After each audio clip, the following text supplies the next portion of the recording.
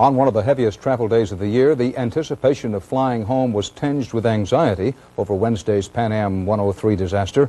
CBS News correspondent Mark Phillips reports the Federal Aviation Administration today ordered airlines to review airport security measures worldwide, but continued to defend keeping secret from the public the bomb threat against Pan Am's Frankfurt to New York route.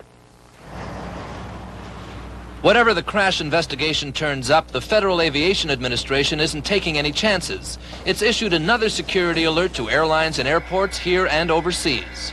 To request of them to focus on their security programs with a heightened level of awareness. The FAA says the current alert is necessary because of increased tensions after Wednesday's crash. The flying public, however, has not been officially informed of this alert, just as it wasn't for the one that was in effect when Pan Am 103 went down. In fact, it's policy not to make most threats public. Such a public statement with nothing more to go on than an anonymous telephone call, you'd literally have closed down the air traffic in the world. But many air travelers have been saying they'd rather know the risks.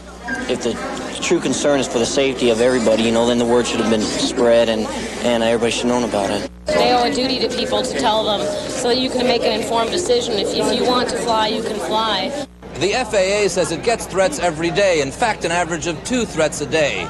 Part of its job is filtering the real threats from the hoaxes. And there's another disturbing fact. Of those terrorist acts that do actually happen, very few are preceded by a threat. Yet even as the investigation continues, the FAA is already asking some hard questions about security. If in fact an explosive device was there, naturally it shows that there was some opportunity window, some door was open in that system. A door the FAA wants to close. It's testing machines in San Francisco that use new technology to detect plastic explosives in luggage.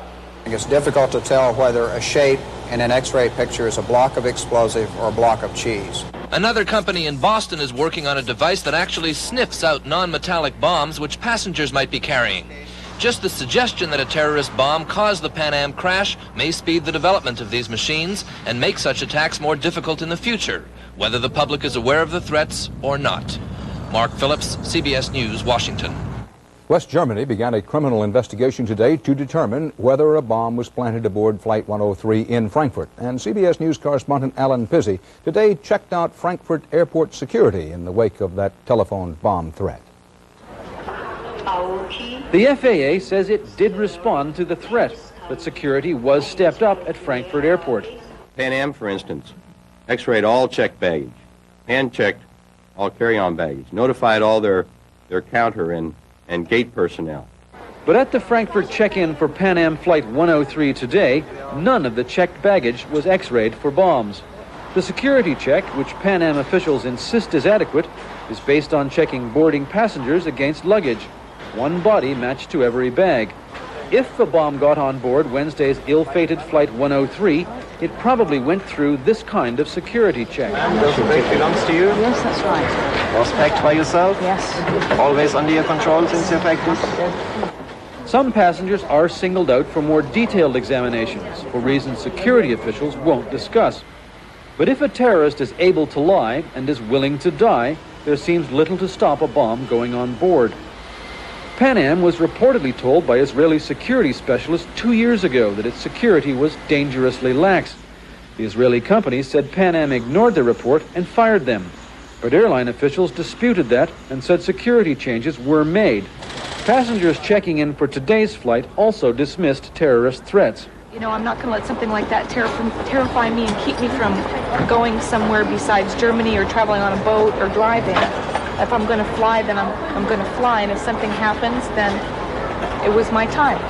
Mrs. Green said she had a lot of luggage because she was delivering for Santa.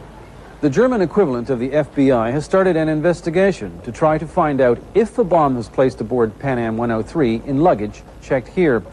The question hanging over here is, if there was a bomb, can officials figure out how it slipped through security before it could happen again? Alan Pizzi, CBS News, Frankfurt. Britain's Transportation Secretary Paul Channon is supposed to be in charge of the investigation of the Pan Am crash. Today, Channon arrived in Barbados on vacation. The opposition Labour Party called that, and I quote, unbelievable, intolerable, and totally insensitive, unquote. Still to come on tonight's CBS Evening News, Correspondent Bruce Morton on the impact of the crash on holiday travelers. And Bob Simon in Bethlehem, where only the lights proclaim the season.